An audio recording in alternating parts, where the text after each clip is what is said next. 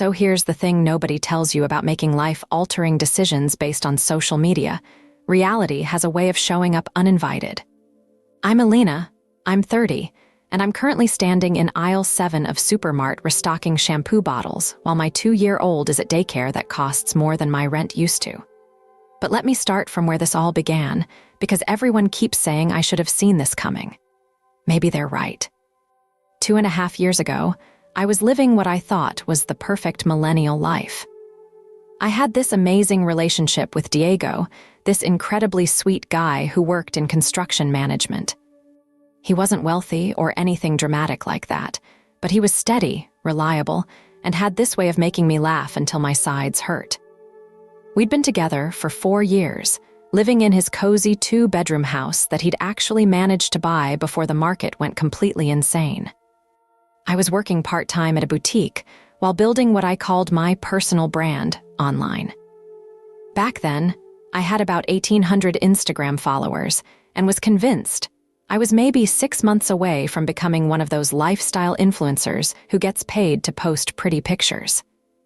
I spent most of my free time creating content, planning shoots, and studying other successful accounts. Diego didn't really understand the whole social media thing, but he never made me feel stupid about it either. Looking back, I think that's what I loved most about him. He'd hold my phone steady for outfit videos without rolling his eyes, and he'd actually listen when I explained engagement algorithms or talked about brand partnerships. He might not have gotten it, but he supported it because it mattered to me. Our relationship was comfortable in that easy way where you don't have to think too hard about anything.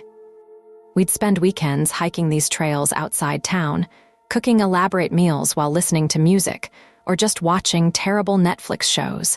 Nothing Instagram-worthy, but genuinely happy moments. Diego was always talking about our future together, mentioning things like maybe getting a bigger place someday, or taking that trip to Costa Rica we'd been planning forever. The only thing we disagreed on was timing. Diego was big on planning, on making sure we had enough money saved before taking major steps.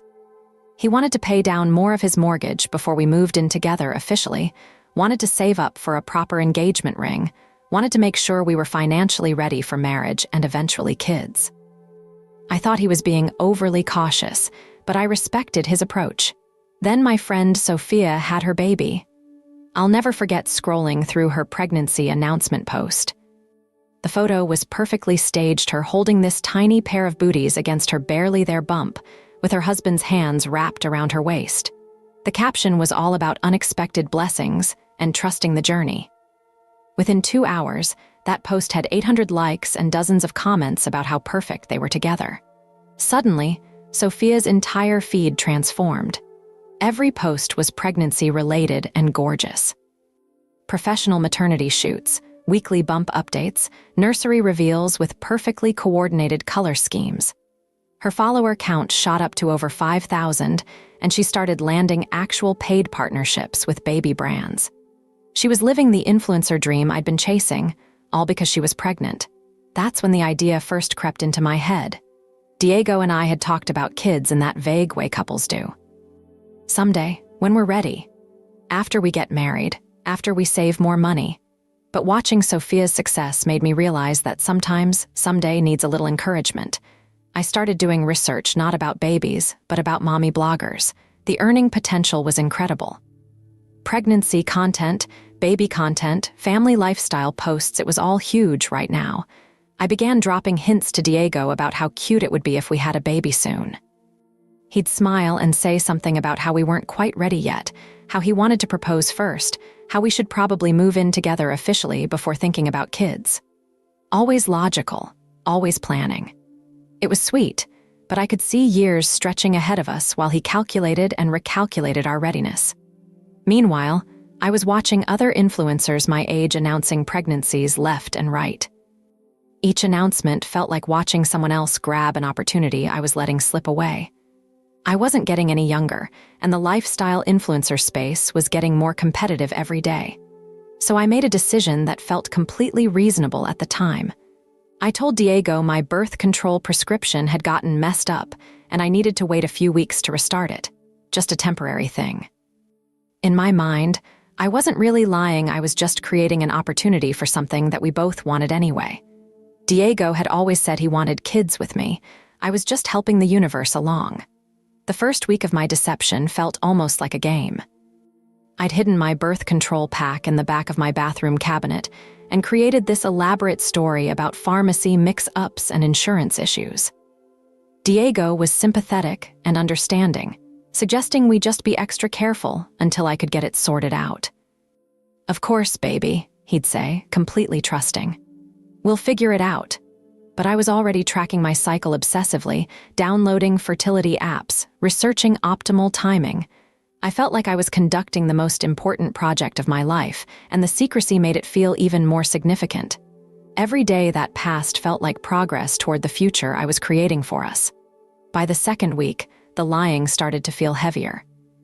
Diego would ask casually about whether I'd been able to get my prescription filled, and I'd have to spin new details about delayed appointments and prior authorization issues. I became an expert in pharmaceutical bureaucracy, crafting believable stories about insurance companies and manufacturer shortages. The worst part was how concerned Diego would get, offering to call the pharmacy himself or research other options. "I hate that you're dealing with this stress," he'd say, rubbing my shoulders after I'd just finished lying to his face. His kindness made everything feel more complicated, but I told myself it would all be worth it when we were holding our baby. The third week brought a new level of calculation that I hadn't anticipated. I wasn't just lying anymore. I was actively orchestrating our intimate moments around my fertility window. I'd suggest romantic dinners at home on specific nights, initiate affection when I knew the timing was right, create opportunities for the exact outcome I was secretly hoping for. I felt like a strategist planning a campaign, tracking details in a notebook I kept hidden in my work bag. Diego had no idea that his girlfriend had become a woman with a mission, that every sweet gesture and spontaneous moment of connection was actually part of my carefully calculated plan. During the fourth week, reality started creeping in around the edges of my fantasy. I began researching actual pregnancy and childcare costs, and the numbers were staggering. Diego's concerns about financial readiness suddenly seemed less like overthinking and more like legitimate practical considerations. I found myself wondering if we really could afford daycare and health insurance and all the gear babies apparently needed. But by then, I was too invested in my plan to reconsider. I'd already committed to this path, told too many lies, invested too much energy in making it happen. The possibility that I might actually be pregnant felt both thrilling and terrifying, but backing down felt impossible. The fifth and sixth weeks were consumed by an obsessive focus on early pregnancy symptoms and testing schedules. I knew exactly when I could take the earliest possible test, had researched brands and accuracy rates, and optimal timing. Every tiny change in my body felt significant. Was that nausea or just anxiety? Was I actually more tired than usual, or was I imagining it? I caught myself being distracted during conversations with Diego, mentally calculating days and probabilities while he talked about work projects or weekend plans. The gulf between what he thought was happening and what I knew was happening felt enormous, but I convinced myself it would all resolve once I had something concrete to share with him. For 6 weeks, I tracked my cycle obsessively while pretending everything was normal. I suggested romantic dinners at home more often, initiated intimacy during what I knew were my most fertile days, and kept up the story about waiting for my prescription to get sorted out. Diego was completely trusting. Why wouldn't he be? We'd been together for years. When I finally took the test and saw those 2 pink lines, I felt this rush of pure excitement. This was it. This was going to change everything: our relationship, my career, our entire future. I had already planned exactly how I would tell him, how I would announce it online, how I would transition my content to pregnancy and family lifestyle. It was going to be perfect. Diego was in the garage working on some project when I found him, holding the test behind my back like some kind of surprise gift. I'd rehearsed this moment in my head dozens of times. "I have something to tell you," I said, trying to contain my excitement. He looked up from his workbench, wiping his hands on a rag. "Yeah, what's up?" "We're pregnant." The change in his expression wasn't what I'd imagined. Instead of surprise melting into joy, I watched confusion cross his face, followed by something that looked almost like panic. "Pregnant," he repeated slowly, "but I thought you said your birth control was getting sorted out."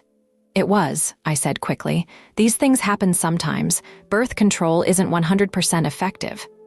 Diego set down his tools and really looked at me for the first time. "When did you find out?" "Just now. I took the test this morning." He was quiet for a long moment, and I could practically see him doing math in his head. "Alina, you said your prescription got messed up 6 weeks ago. You said you were going to restart it." "I was," I insisted. "But then this happened, and maybe it's just meant to be. Maybe this is the universe telling us we're ready." Something shifted in his face then, and I realized he wasn't buying my explanation. Diego was quiet by nature, but he wasn't stupid. He was remembering conversations, calculating timelines, and I could see the exact moment when he started to suspect the truth. "Did you restart your birth control at all?" he asked quietly. The question hung between us, and I knew I was at a crossroads. I could double down on the lie, or I could tell him the truth and help him understand why I'd made this choice for us. "Look," I said, trying to sound reasonable, "does it really matter? We both want this eventually. I just helped it happen a little sooner than you planned." The silence that followed was horrible. Diego stared at me like he was seeing me for the first time, and not in a good way. "You stopped taking your birth control on purpose," he said. It wasn't a question. "I gave us a chance to start our family," I corrected. "You're always so focused on waiting for the perfect time, but there's never a perfect time for anything. Sometimes you have to take opportunities when they come." "Without telling me." "Because I knew you'd want to wait another 5 years while you saved more money and planned every detail. Meanwhile, we'd miss out on this amazing opportunity to build something beautiful together." Diego sat down heavily on his workbench stool. "Alina, this isn't an opportunity. This is a baby, a human being who's going to depend on us for everything." "Exactly," I said, warming to my argument. "And we're going to be amazing parents. Plus, do you know how much family influencers can make? This could actually be the best thing that ever happened to us financially." That's when I realized I'd said the wrong thing. Diego's face went completely flat. "You got pregnant on purpose for your Instagram account." "Not just for that," I said quickly. "For us, for our future, for our family." But I could see I was losing him with every word. Diego stood up and walked to the other side of the garage, putting distance between us. "I can't believe this," he said, more to himself than to me. "You made a decision about both of our lives without even asking me." "People make decisions for relationships all the time," I protested, "and this is a good decision. We love each other, we want a family eventually, and this way we get to start building that life now instead of waiting around forever."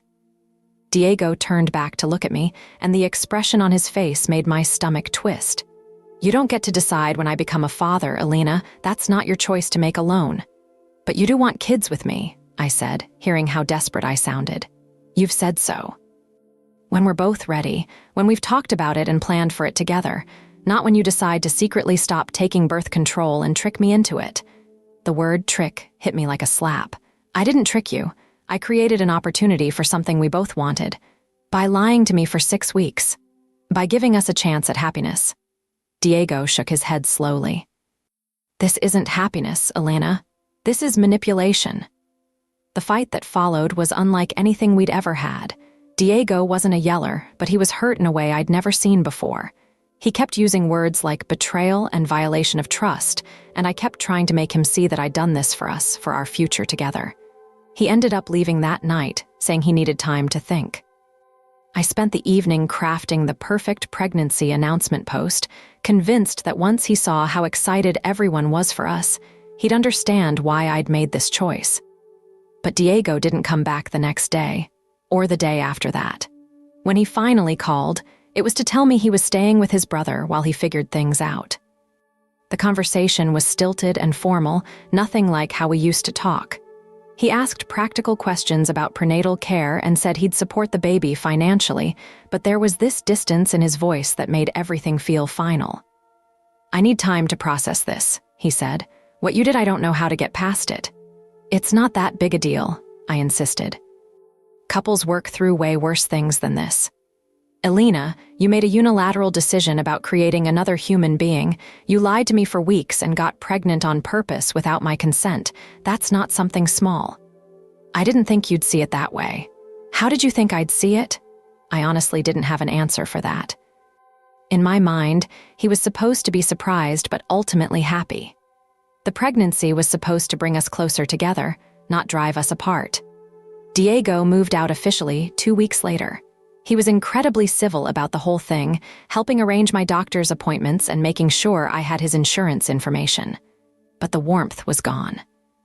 The easy intimacy we'd shared for 4 years had been replaced by careful politeness, like we were distant relatives instead of people who used to share everything. My family's reaction was not supportive.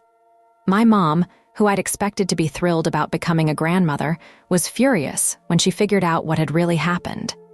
She'd always liked Diego, and when he told his side of the story, she actually took his side. "You can't just decide to have someone's baby without telling them," she said during one particularly brutal phone call. "That's not how healthy relationships work." He wanted kids eventually, I kept insisting to anyone who would listen. I just moved up the timeline. But everyone, my mom, my sister, my friends, seemed to think I'd done something terrible. Even Sophia, whose pregnancy success had inspired this whole thing, was horrified when I told her the full story. "Elena, that's not okay," she said gently. "Getting pregnant should be a mutual decision." "But you said your pregnancy was unexpected," I reminded her. "It was. We weren't trying, but we weren't preventing it either. We'd talked about wanting kids soon." That's completely different from lying about birth control. I started to realize that maybe my interpretation of Sophia's unexpected blessing hadn't been quite accurate. The pregnancy itself was difficult. Morning sickness that lasted all day, exhaustion that made creating content nearly impossible, and the constant stress of dealing with everything alone. Diego came to a few doctor's appointments, but we barely spoke beyond discussing medical information. He was present but distant, like he was fulfilling an obligation rather than sharing an experience. My follower count did go up when I announced the pregnancy, but not in the way I'd hoped. Instead of supportive comments and brand partnership opportunities, I got a lot of questions about where the baby's father was. When people figured out Diego and I had broken up, the narrative became less blessed new family and more single mom struggle story. The sponsored content opportunities I'd been counting on never materialized. Turns out, brands prefer to work with happy couples or established mom influencers, not newly pregnant women going through public breakups. My engagement actually went down as people got tired of my pregnancy content mixed with vague posts about life changes and new chapters. When Isabella was born, Diego was there. He held her with this look of pure wonder on his face, and for a moment, I thought maybe this would fix everything. Maybe seeing our daughter would remind him why we belonged together. But even in that hospital room, with our perfect baby girl sleeping in his arms, Diego looked at me with sadness rather than love. He was clearly smitten with Isabella, but whatever he'd felt for me was gone. "She's beautiful," he said softly, touching her tiny hand. "She looks like you," I whispered, hoping to create some kind of moment between us. Diego nodded but didn't respond. When the nurse came in to check on us, he handed Isabella back to me and said he'd see us tomorrow. No kiss goodbye, no lingering looks, no suggestion that we were anything more than two people who happened to create a child together. The reality of single motherhood hit immediately. Diego was good about child support and spent time with Isabella regularly, but I was handling everything else alone. Night feedings, doctor's appointments, the constant worry about whether I was doing everything right. My content creation slowed to almost nothing because I barely had time to shower, let alone stage Instagram photos. My mom helped occasionally, but she made it clear she thought I'd created this situation for myself. "You wanted to be a mother so badly you were willing to lie and manipulate to make it happen," she said during one particularly low moment when I'd asked her to babysit so I could work. Now you get to learn what that actually means. The boutique job I'd been working part-time let me go after my maternity leave because I couldn't commit to full-time hours with Isabella's schedule. I ended up taking a job at a chain restaurant because the hours were more flexible and the tips were decent. My Instagram account became sporadic pregnancy throwback, posts mixed with the occasional tired selfie. Watching Diego with Isabella was both wonderful and heartbreaking. He was a natural father, patient and gentle and completely devoted to her, but he interacted with me like a co-worker, polite but distant. During custody exchanges, he'd ask about Isabella's schedule and development, but never about how I was doing. I kept hoping that time would heal whatever I'd broken between us. That eventually he'd see that our daughter was worth everything that had happened.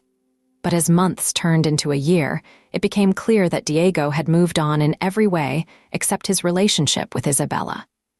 The final blow came when I saw him at Isabella's first birthday party with someone new. Her name was Carmen, and she was sweet and kind and clearly crazy about both Diego and our daughter. Watching the three of them together, seeing how naturally Carmen fit into the life I'd thought would be mine, was devastating. "She's great with Isabella," my sister mentioned, apparently trying to be supportive.